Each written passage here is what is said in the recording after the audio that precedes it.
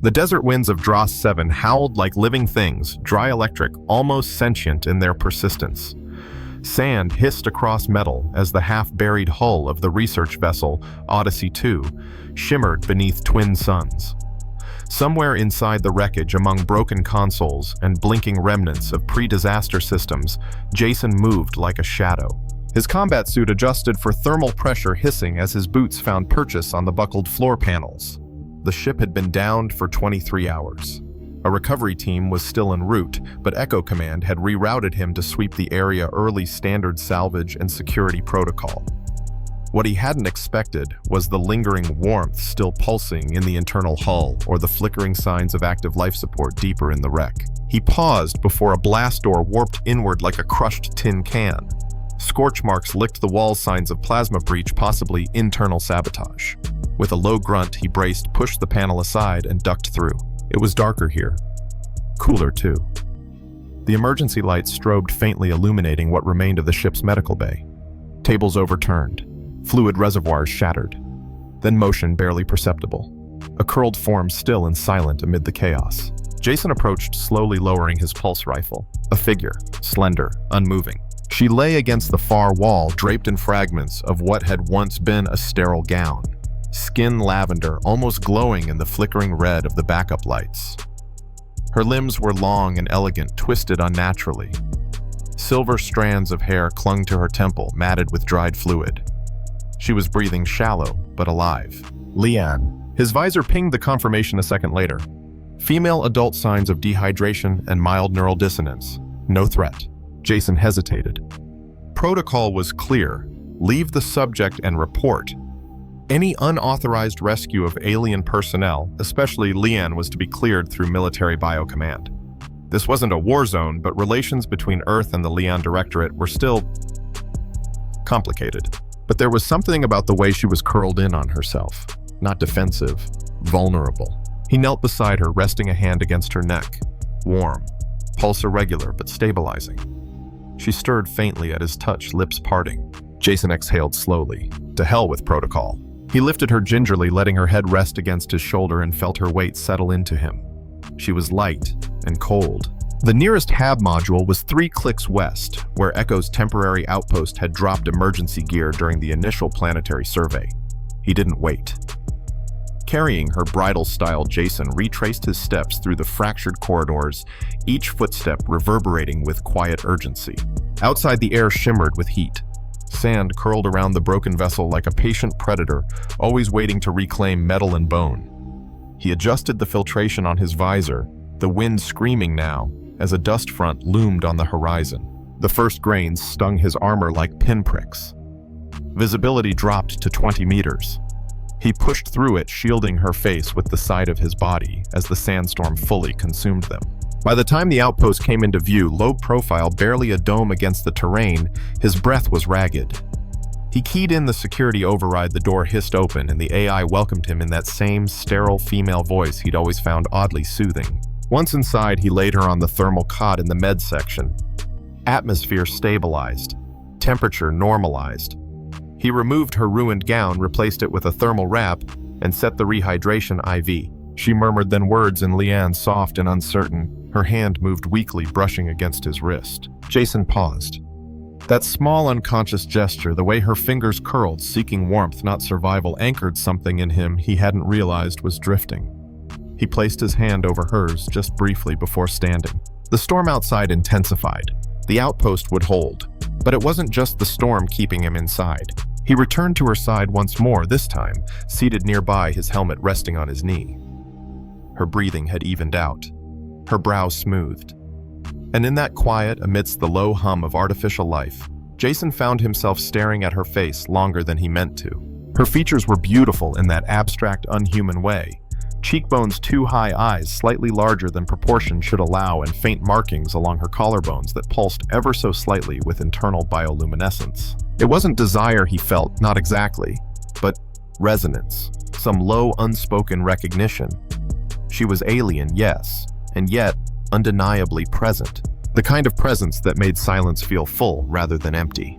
Jason leaned back, exhaling through his nose, unsure if he had just made a mistake or saved both their lives. Somewhere above, the stars remained unchanged. But below, on this forgotten stretch of alien dust and scorched metal, the first flicker of a connection had just been lit. And in time, it would burn brighter than either of them could have imagined. The storm had passed by morning, but the air still shimmered with heat and static. Sand pressed against the edges of the outpost, like it wanted in, like it remembered what had tried to kill it and wasn't quite done yet. Jason stood at the viewport visor, retracted, sipping mineralized water while reviewing the recon map projected from his wrist console. There was movement to the north, just scurries, nothing like the real predators that haunted this hemisphere's deeper ravines. Still, he flagged it. Dross 7 was quiet until it wasn't. Behind him, the cot rustled. He turned. Naraya blinked at the ceiling like she didn't recognize it. Her breathing was slower now, deliberate. Her gaze tracked to the IV line, then to the sterile room, and finally to Jason. No words, just watching. Wide violet eyes, luminescent even in neutral light, studying him like a sculpture she'd never seen up close. She moved to sit up. Jason was there in a breath hand out, but she steadied herself alone. Her posture was graceful even now, like water finding form. She looked down at herself. The thermal wrap was neatly secured. Her silver hair braided back by his rough soldier's hands. Not elegant, but functional. But then without fanfare, she stood. Jason stepped back, giving her space. Her first steps were shaky. The lion metabolism was adaptable, but the injuries she'd sustained were deeper than tissue. Probably neurological, maybe even cognitive, depending on how much shock she'd endured. Still, she walked, touched the wall, turned her face toward the artificial breeze from the outpost's oxygen circulator. Her eyes closed briefly. Jason opened his mouth and closed it again. She turned suddenly, almost too fast. Then she did something he didn't expect. She walked straight toward him and wrapped her arms around him. Not tight, not desperate, just contact. Her head rested against his chest. She was trembling faintly, and it wasn't from weakness. Jason stood, frozen arms slightly raised. Slowly, he lowered one hand to her shoulder, then the other to her back. And something in her posture shifted eased, as if she'd needed permission to be vulnerable. They stayed that way for a while, no words. Later, she found her voice, not with language, but with gestures. She touched his arm, pointing to the console, a request. He nodded. She was curious, studying the human base's tech, awkward in how she navigated holographic interfaces, but sharp in how quickly she understood them. In the galley, he offered food rations. She rejected the protein cubes, but accepted the dried fruit, cranberry, and fig. He handed her a silver thermal bottle. She took a sip, then blinked in surprise. A flicker of amusement crossed her face, barely there. That night, after she'd cleaned herself and curled under the emergency blanket, Jason fell asleep on the floor, his back to the door, plasma rifle within arm's reach. In the quiet dark, something stirred. He heard her footsteps, soft as static, then a weight, a warm presence behind him. She lay down, not beside him, against him. Her arms wrapped around his waist, forehead resting between his shoulder blades. She buried her face against the fabric of his shirt, fingers splayed against his ribs. Jason didn't move. Every muscle in him screamed to freeze. He remembered the chart he'd drawn once as a joke. Human rituals. He'd labeled it adding cartoons of gestures humans use to convey affection. The one that always got a laugh. Snuggle attack, a surprise hug from behind. Meant for bonding. Comfort. Apparently she'd taken notes. He chuckled quietly. Her breath fluttered against his back like a secret, and he felt her tense. She was awake, listening. And slowly she relaxed again. The next morning, she acted as if it hadn't happened. Composed, efficient. She asked for equipment again, not with words, but by pointing, gesturing, tapping icons. Together, they calibrated a signal relay. Together, they mapped new potential shelters in case another storm hit. Together, they built a fragile but undeniable rhythm. But something had shifted. He saw it in the way she brushed sand from his shoulder when they stepped outside. The way she moved when they walked close but never crowding. The way she scanned the horizon, then looked at him not for instruction, but for reassurance. They moved through the ruins of the next outpost like ghost hunters. Half-buried corridors and melted steel. Signs of Skrill activity were faint old tracks, degraded acid burns. Still too close. Jason led, rifle raised. Naraya followed her steps silent. They cleared corridor after corridor, finding nothing, until a doorway. The reinforced kind, half-sealed, subterranean. Jason checked for power, faint signals still pulsed behind it. She looked at him, expression unreadable. Together they broke the seal. and descended. What lay below would change both of them forever. The air in the chamber was different, cooler, dense, with ions humming like the interior of a dormant beast. The lighting was soft and blue, pulsating in slow waves as if the room itself breathed. Jason stepped lightly, every instinct on edge. But this wasn't enemy territory. It felt sacred. Ancient lion architecture curved seamlessly into the rock-polished surfaces, catching the faint glimmer of embedded circuitry. This wasn't a bunker. It was a vault, a buried sanctuary from a civilization far older than any treaty or war. At the heart of the room, a pod waited. It rose from the ground like a blooming flower, its petals constructed of interlocking plates that shimmered between metal and biopolymer. Cables pulsed with pale energy. Above it, a circular structure hovered its core, spinning its outer rings still. A soft chime echoed as Jason stepped closer. The device acknowledged him. But it was Naraya who reacted first. She staggered forward as if pulled by invisible threads. Her hands hovered over the pod, and something in the air recognized her, an ancient biometric echo awakening. The pod shivered, then bloomed open. Inside it was filled with liquid light. Jason's HUD blinked in warning. Radiation trace low, biointeraction field active. He didn't understand the tech, but she did. Naraya turned to him, her expression filled with something between fear and certainty. She touched her chest, then reached for his hand. She wasn't asking. She was offering. Jason hesitated only a moment. He stripped down to his undersuit sealing weapons and armor in a corner. She did the same, methodical, composed, her movements fluid even now. As she stepped toward the pod, her hair floated slightly in the charged air, the silver strands shimmering violet under the chamber's glow. He followed. Together they stepped into the pod. The moment the fluid touched his skin, sensation exploded warmth without heat pressure, without pain. It filled his ears with static, his mind with echoing fragments. Then Naraya touched him. Not with her hands, though. Her palm did find his chest, but with everything she was. Her memories spilled through him like light through glass, floating cities and crystal skies, whispered mantras of Leon childhood's sterile observation chambers, the loneliness of logic-based species, the constant ache of emotional suppression. He gave her his and returned sunsets over Earth's oceans, the chaotic roar of human laughter, the weight of loss after battle, the scent of real rain. Their minds brushed, then fused. Not merged, not consumed, just connected. Emotion surged, not language, not thought, but raw sensation. His grief met her wonder. Her discipline met his instinct. In that bio-suspended cradle, they floated together in a unity no translator could ever render. Their vitals synced. Neural pathways pulsed in tandem.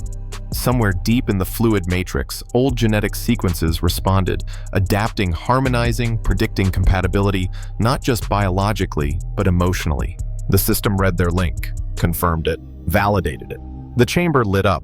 Ancient lion symbols spiraled overhead, their meaning incomprehensible yet unmistakably affirming.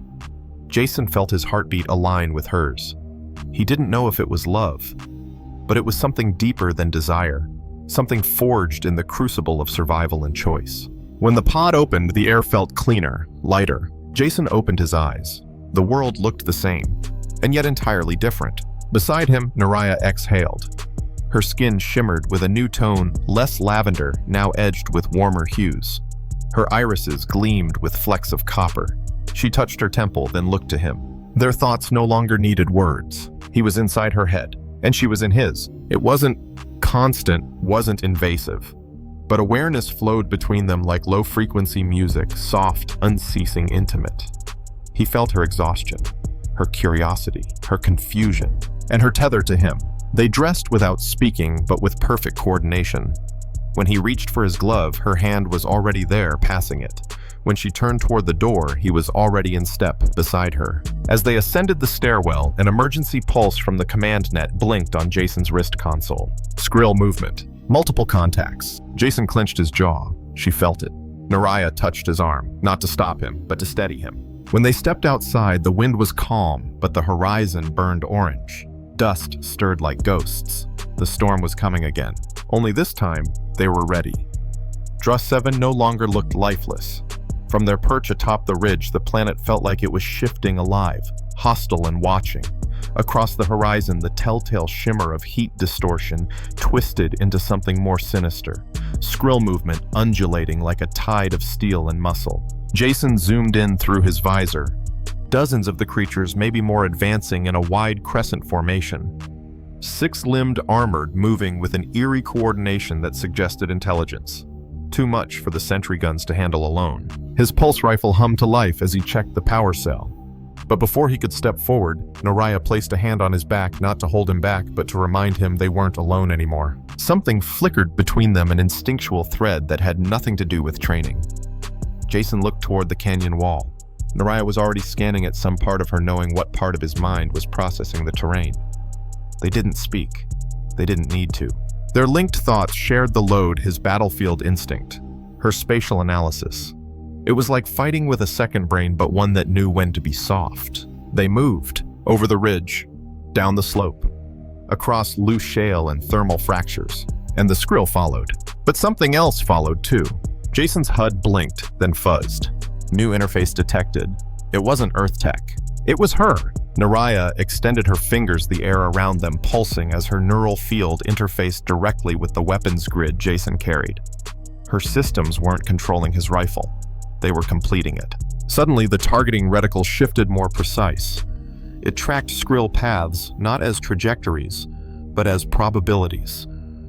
The software inside his rifle adapted in real time, calculating micro-adjustments based on the data pouring in from her biolink.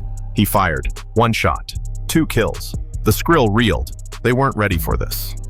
Not for humans who thought like aliens, nor aliens who moved like humans. Naraya pulled out a small device from her belt, a lion harmonizer. She embedded it into a broken relay node and triggered it. It pulsed once, then twice, then expanded. A blue dome erupted outward, forming a temporary resonance field that scrambled the skrill's group cohesion. Their hive signal splintered.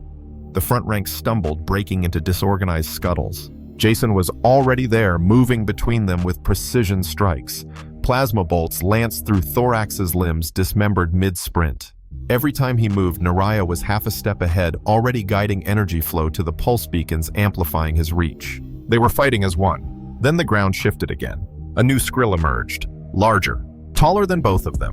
Crowned with antennae that shimmered like obsidian blades, its exoskeleton fused with synthetic armor, probably scavenged tech, possibly grown. Its presence alone bent the behavior of the horde. Jason felt a cold spike of fear, but Naraya's presence softened it. And then, something new. A pattern. The Skrill Alpha wasn't just a leader. It was connected to something else, broadcasting, manipulating the swarm like a conductor with a symphony. Through their link, she showed him what she saw. Rhythms, pulses, neural frequency distortions buried in the creature's gait and movements. Jason's breath caught. It wasn't just commanding them. It was syncing them the same way Jason and Naraya were synced. Which meant, it can be disrupted, Jason muttered, more instinct than sound. Naraya was already moving. She reached inside her vest and pulled out a shard, the same crystal core used to power the healing pod, a resonance amplifier. Jason fired at the Alpha, but its armor absorbed the blast. They needed more. He dove to the side, drawing its attention. It lunged fast for its size claws, slashing, carving furrows into the ground. Jason rolled, barely dodging the sweep of a secondary limb. Meanwhile, Naraya planted the shard into the canyon wall and activated her harmonizer. The frequency spiked. Jason stumbled as a wave of resonance passed through him, but the skrill faltered too. The lesser ones shrieked, recoiling. The Alpha shuddered, its movements erratic. Jason seized the moment. He ran. Leap.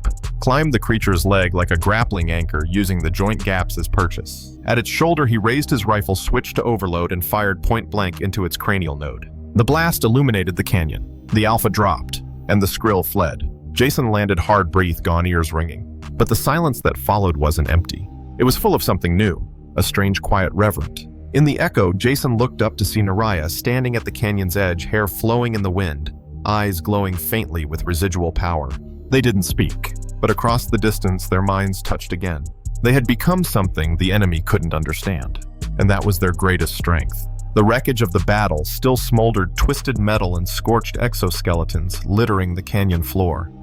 Dross 7's twin suns hung low now, their dying light bleeding gold and red across the horizon, casting long shadows that flickered like ghosts across the sand. The wind was gentler, sated perhaps. Or maybe it had nothing left to take. Jason stood amid the silence, chest rising and falling with slow, deliberate breaths. His armor was scarred, a long rent across the chest plate revealing singed black fabric underneath. But he was upright, still standing. Naraya approached quietly, the dust curling around her feet as if avoiding her presence. There was no blood on her, only a faint shimmer of residual energy trailing along the edges of her tunic. Her fingers twitched with aftershocks, the harmonizer crystal at her belt, still glowing softly like an ember not quite done burning. They met in the middle of the canyon. He touched her arm. She pressed her forehead to his shoulder. No words, none needed, but their connection vibrated, no longer just survival. Something deeper had rooted itself there between pulses and across neurons. Not just understanding, belonging. Their wrist comms flared to life. The Echo 17 command vessel had arrived in orbit. So had something else. A Lean diplomatic cruiser. Jason exhaled. Of course they had. Even from ground level, their presence was unmistakable. Twin shadows cast against the sky, one built for war, the other for politics. Word had traveled fast. Too fast. They returned to the forward outpost under a sky gone cold. By the time they stepped inside, the base was already active. New personnel moved with surgical purpose. Human officers flanked one side of the chamber, Lean envoys the other. Each wore their uniforms like armor eyes, sharp emotions locked beneath centuries of decorum. Jason felt the tension coil behind his ribs. Naraya stood beside him, shoulders square, eyes unreadable. A Lean elder stepped forward, Commander Elos Terran. Older than most, but with a spine unbent by time. His gaze swept over them, pausing on the faint marks across Naraya's skin, traces of resonance bonding still faintly aglow. You initiated unregistered integration, he stated. No accusation in his voice, only fact. Naraya didn't flinch. She stood taller. We survived, her mind said to Jason. And saved lives, his mind replied. A human admiral stepped forward, then graying at the temple's expression, guarded but curious. We reviewed the telemetry. Your link, whatever that resonance did, turned the tide. A flicker of irritation crossed Terran's face. That may be. But such fusion was unauthorized. She is not your possession, Jason thought, his hand tightening at his side. Naraya heard it. Her pulse shifted slightly in their shared link. She turned toward Terran, then not defiant, but resolute. You sent me here to observe, she could have said. But she didn't. She let her presence speak. The room stilled. Then something unexpected from the Lean cruiser. A smaller figure stepped forward. A child, no, not quite. A hybrid AI projection. Ethereal, vaguely feminine, glowing at the edges. The voice that followed came not from a mouth, but from every speaker in the room at once. Synchronization detected. DNA convergence viable. Behavioral resonance stable. Everyone looked at Naraya. Jason stepped forward, his voice rough but steady. What does that mean? A pause. Then the AI's voice again. It means this isn't just biological compatibility. It's cognitive evolution. Naraya's eyes widened slightly. Jason felt the ripple of understanding pass between them. They weren't just bonded. They were proof of concept. A model for interspecies integration. Emotional neural functional. The implications unraveled fast. Treaties, rewritten protocols, nullified centuries of xenophobic doctrine, rendered obsolete by one human and one alien reaching for each other when they were supposed to let go. It was too much, too fast. Someone shouted about containment, another about scientific oversight. Jason stood silent, until Naraya took his hand, and in front of two governments, she placed his palm flat against her sternum, just over where her heart should be. The energy between them flared warm and visible. No resistance followed, just stillness, then a low murmur of acknowledgement. From both sides, the hybrid AI spoke once more, subject link stable. Prototype designation confirmed, Sentinel Pair 1. No cheers, no ceremony. But everything had changed. Jason didn't care about history books. He only cared that she was still beside him. For now. That night, as the base quieted and the command crews bickered over doctrine and law, Jason and Naraya sat atop the comm tower beneath an alien moon. She didn't ask what came next. Neither did he. The link between them pulsed gently, and for the first time in his life, Jason felt seen not just by another person, but by something greater. Whatever came tomorrow, they'd face it not as soldier and scientist or human and Lean, but as something entirely new. 2 days passed. The diplomatic ships had departed, carrying with them gigabytes of data legal waivers, and the first recorded proof of human-lion neural synchronization. Echo Command was silent on the matter, issuing only one brief communique, further study pending. Subjects under provisional protective status. Jason barely read it. He was too busy watching Naraya sleep. She lay beneath a light thermal sheet in the bunk they'd been assigned bare quarters. Metal walls, the hum of air circulation overhead.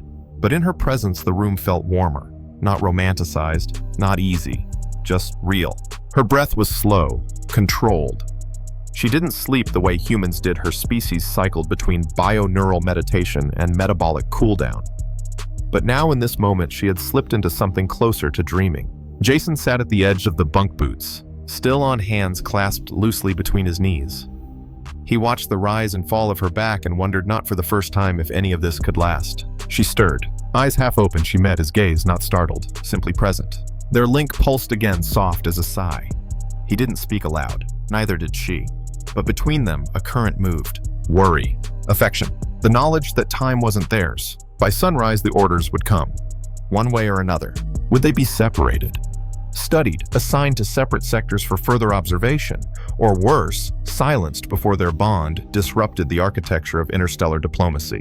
Jason stood pacing the room. He felt it in his spine, the tension before an order you didn't want but couldn't defy. A soldier's instinct. Naraya sat up slowly. Her hair spilled across her shoulders, catching the silver of early light. No one would ever paint her likeness, he thought. Not because she wasn't worth it, but because no medium could capture what made her, her. She stepped toward him, barefoot, unguarded. Her hand reached for his. He didn't flinch. Together they walked the corridor. No guards escorted them. No alarms rang out. Just the soft buzz of recycled air and automated lights warming to full strength. They passed others, humans. Leons, some staring, others averting their gaze. Whispers trailed behind them, but no one spoke to them directly. They were myth now. Walking paradox. They reached the hangar. A ship waited, sleek, unmarked, small enough to evade notice. It bore no allegiance. Jason raised a brow. Naraya only gave a soft nod. She had arranged it, or someone had on her behalf. The hatch opened. A ramp descended. Jason hesitated. Leave now. Choose exile. Stay. Be studied, watched, manipulated. Neither option promised peace or safety, but one offered something closer to choice. He turned to her. In her eyes, he saw no pleading, no demand. Only that quiet, infinite calm. He stepped forward. Their hands met.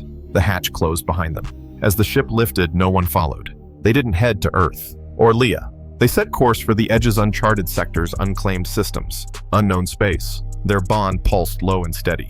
Out there among the stars, they would find what the empires of men and aliens had never dared imagine. Not just survival, not even love, but a new beginning, unwritten, undefined, and waiting. Thank you for joining us on this journey through cultural exchange, a story of alien deserts, neural bonds, and the kind of connection that defies command codes and interstellar law. In just 6 chapters, we followed Jason and Naraya from a misunderstood embrace inside a wrecked medical bay to a synchronization that turned the tide of battle and rewrote the future of 2 civilizations. Their story wasn't just about combat or diplomacy, it was about what happens when 2 minds, 2 species dare to meet without fear. And though their future remains unwritten, the resonance they've sparked will echo far beyond the stars of Dross 7. If this story moved you, if you found yourself immersed in the dust storms feeling the pulse of their bond or smiling at an alien misunderstanding, please consider subscribing to the channel, liking this video, and leaving a comment. Let us know. What would you do if your worst enemy became your only ally? Or, what if love wasn't just emotional but evolutionary? Your support helps bring more stories like this to life. Until next time, stay curious. Stay human, and never underestimate the power of a snuggle attack.